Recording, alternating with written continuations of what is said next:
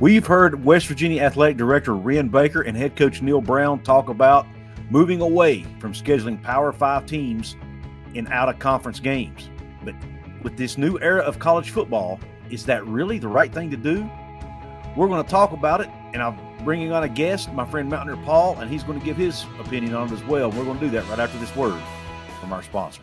Ladies and gentlemen, this episode is brought to you by Dutch Miller Automotive, where friends and family pricing means you get the best deal right up front on any new or pre-loved vehicle in stock every time. With brands like Chevrolet, Chrysler, Dodge, Jeep, Ram, Kia, Hyundai, Ford, GMC, Buick, and Subaru, the Dutch Miller Automotive family is always growing and ready to put you in the car or truck you've been searching for. Check out our inventory across West Virginia at DutchMillerAuto.com or come in today to the home of friends and family pricing, only at a Dutch Miller Automotive store near you. What is up? Welcome into Couz's Corner. Come on in, make yourself at home, get comfortable, and let me serve you up this shot of top shelf college football content. On tap today at Couz's Corner, we're talking about the scheduling for West Virginia football going forward and whether or not they should be playing two Power 5 teams in non-conference games. I prefaced it in the opening. West Virginia has been playing two Power 5 teams out of conference for several years now. Neil Brown and Ren Baker both think it puts them at a disadvantage. However, I'm not sure that's the case. So I'm going to bring on my good friend and partner, Mountaineer Paul, and we're going to talk about it. What's up, Paul? How you doing, man? What's up, man? Pretty good. How you doing? I'm good. I appreciate you coming on and chatting it up with me today. Absolutely. I was on a show with the Hall of Fame of College Football and with the guys over at Horns Down Podcast, and the topic of the new college football playoff format came up, and how we're going to 12 teams starting in 2024. They're trying to determine, is it going to be a 6+6 model? It looks like they're moving from a 6+6 to a 5+7 with 5 automatic bids going to the 5 highest ranked conference champions and then 7 at-large bids, right? So that'll be one more at-large bid that could be had by either the SEC, the Big Ten, the Big 12, or the ACC more than likely. Now, a group of 5 team could potentially get it, but it's unlikely. So it got me thinking. With West Virginia moving away from playing two Power 5 teams out of conference, it could weaken their strength of schedule. And I think strength of schedule is going to be a big decision maker in determining the at-large bids for this 12-team playoff. What are your thoughts on that? That's a good question. I think you could make that argument for the strength of schedule, absolutely. But obviously, there's two sides to that. It's a double-edged sword in a sense, because look at West Virginia's record against really good teams over the last, let's say, 10 years. It's not been good. And so you can automatically disqualify yourself by trying to compete with that model, right? Just based on how we've been against those. Now, we are on the upswing, obviously. This year's team looks like it could be a team that can beat some top 10 teams. And certainly, maybe if that's going to be the new norm again for us and we can get used to kind of feeling confident about this team again, I could certainly see that being something that can be talked about. But at the end of the day, seems to me like Red Baker's dead set on moving away from that and really just focusing on winning the conference championship. Right. And in this day and age, maybe that's easier than getting the at-large bid. I'm not really certain. But I think we have a very large sample size on what playing a tough schedule looks like, right? We've been doing it for, over 10 years now. Yeah, wow. Yeah. And it's had, to say the mixed results, right? We haven't even begun to touch the success of those early to mid-2000s teams. So, and look at the schedules they had. Unfortunately, the eras don't match up, and that's the part that sucks about comparing. Is the criteria. It goes from all the way from BCS to what we just had to what it is now, and So it really doesn't match up in that sense. But to me, I think to play devil's advocate, I'll say I want to move away from playing the tougher schedule because I think there will be other criteria involved here that are going to be just as important, especially if you play in a conference that matters even just a little bit. And also, I have personal faith in this conference because of who's being added. In the Utah, the Arizonas of the world, I think Arizona is definitely on the up and up. Although they're losing their coach, was a big that hurt. But I think the Big 12 because Oklahoma and Texas are going to leave and go to the SEC, but you can only put so many good teams in one conference before teams that are pretty good right now start to suffer. And where do those recruits go? Where does all that go? It lands somewhere. I think the Big 12 gets some of it. And I think the Big 12 is going to be a strong conference, stronger than people think. So I think that's going to help. And especially with the additions of who's coming in, and we never know what's going to happen to the ACC and all that too.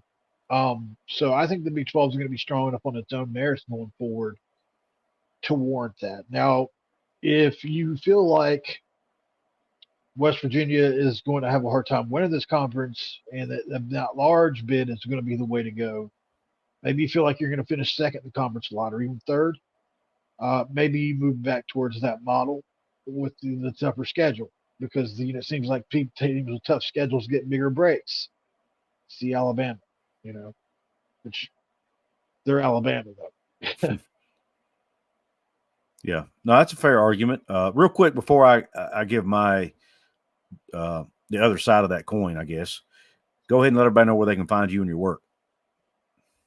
At Paul Mountaineer on X. A lot of cool stuff I do over there. Try to break news from time to time. Talk to a lot of different recruits. I sometimes will post the results on that.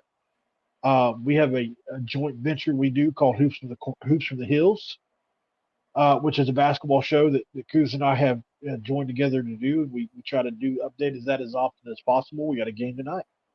And then Mountaineer Paul Talk Football, which is my baby. It's my football channel that I do. Just did a video over there with Couz, and it's something I'm very proud of and been trying to get to 2,000 subs. If you're not a part of that, come be a part of it. Back to the discussion. See, I think when you look at what the College Football Playoff Committee did this year, taking out the four teams they put in the playoff, taking that out and look at the New Year's 6 games they picked. You had, I think including the teams that are going into the SEC next year, counting Texas in that argument, and who's going to the Big Ten next year and all that. All the New Year's 6 games, there was no Big 12 teams, no future Big 12 teams in any New Year's 6 game this year. You had almost all SEC teams and almost all Big Ten teams with a couple of exceptions. And one of those being the mandatory group of 5 team they have to put in there, right? So I think that's a signal being sent to a degree, and it may not be intentional, but I think they're looking at saying, they're automatically saying the SEC and the Big Ten are playing tougher schedules, so those teams are getting the nod over teams in the Big 12 who may have similar records. And then let's also look at the fact that the Big 12, with all the parity that's in the Big 12 now, with Oklahoma and Texas leaving, anybody can beat anybody, basically. They're going to beat each other up. And it's going to be hard to get a team into the college football playoff that doesn't win the league because of all the parity. Because the conference champion is likely going to have a couple losses. And if the only non-conference wins you have are to group of 5 teams or FCS teams, it's hard. It's going to be hard for the Big 12 to make their case to the committee that they deserve one of those 7 at-large spots, in my opinion. That's kind of how I look at it. And that's why I think, and with that parity, you're going to have different teams probably winning the league every year. You might have Oklahoma State one year. You might have West Virginia the next. You might have Arizona the next. You might have Utah. I'm not sure there's going to be one team that's going to be able to take the mantle with it and run with it, So which is a good thing to a degree from a fan's perspective. It's it's more fun to watch. But when it comes to getting in the playoff and national notoriety and how the perception of the league is, I'm not sure it is a good thing. And I think because of that, if let's just say theoretically, let's say this year, let's take 2024 season coming up. West Virginia has 2 Power 5 opponents on the schedule, non-conference, in Pitt and Penn State. It's the last time they do that in the near future, by the way. Going forward, they're going to have an FCS team and a group of 5 team in addition to one Power 4 team. But when you look at that, let's just say theoretically West Virginia doesn't win the Big 12, okay? Let's say they go 10-2, okay? Let's say they go 10-2, both losses are in conference. They don't win the conference because of the 2 losses in the league, but yet they beat Penn State and Pitt, and that might give them a top 12 finish or top 11 finish, right? That's just, like I said, It's totally theoretical. But whereas if your 2 non-conference wins are not against Power 5 opponents, and then is the committee going to rank them in the top 11, Interesting. So I get where you're coming from on that. But you find me a team that beats Penn State next year, and I'll find you a team that wins the Big 12. That'll be that's going to be a great indicator right off the rip next year only, obviously. Right. How good this team is going to be. I don't know that we'll have a team as good as Penn State on the schedule, any year, because they're going to be a top 15 team next year. It's hard to know in advance how good these teams are going to be. And that would be another little thing I would say. Can you schedule who are the likely best teams year in and year out? Yeah, we have Alabama coming up on the schedule. The DeBoer-led Alabama Crimson Tide, which I didn't have on my bingo card. Yeah, really. No Assuming he makes it to he might make it a year. I promise you, he better win 10 games next year. He might be out after year 1. Saban will be coming back. But that said, that's the thing about schedule is, those Marshall teams of the 90s. There are a ton of teams that wish they had them scheduled, or didn't have them scheduled because, back then, because, West Virginia almost became one of them. They had the Moss and Pennington, but beat them, you're supposed to. If you lose to them, it's an upset. And they're the Marshall and Florida were the 2 winningest teams in the 90s. So it's just hard to. My point is it's hard to predict who's going to be good and win outside of the 5 or 8 teams that are every year: the LSU, the Alabama, the Ohio State, the Penn State, the Michigan.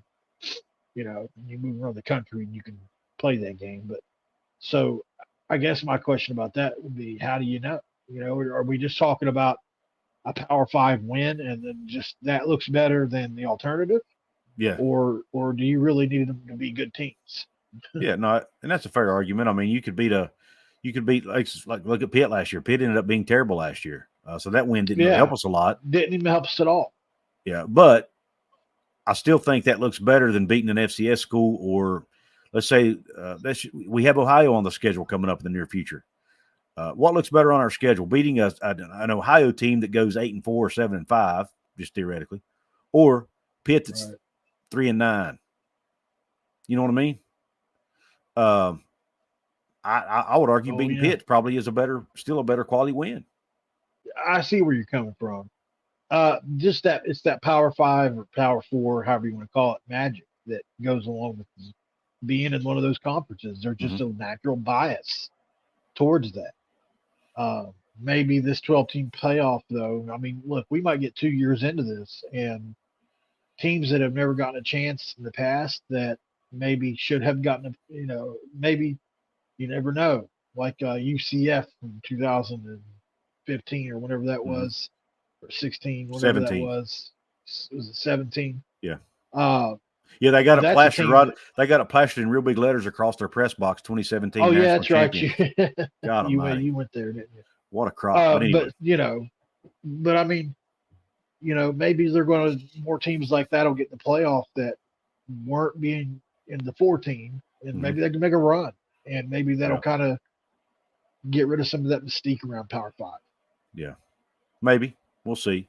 And for those who don't know what I'm talking about, I'm not going to share it on the screen, but just when you look at West Virginia's football schedules, in the 24, we do play Penn State and Pitt, along with an FCS opponent, which is what West Virginia's been doing the last several years. They've been playing 2 Power 5s and an FCS so that they get that extra home game. Well, starting in 2025, their 3 non-conference games are Robert Morris, which is FCS, Ohio, which is a MAC school, which is G5.